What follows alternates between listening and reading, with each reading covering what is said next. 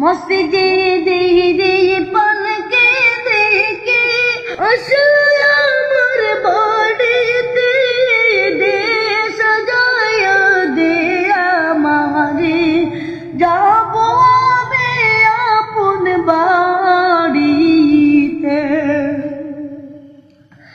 কালকে ছিলা ওরে পালকে মসজিদের উঠানে, আজকে কেন আয়লা পালকি আমার উঠানে।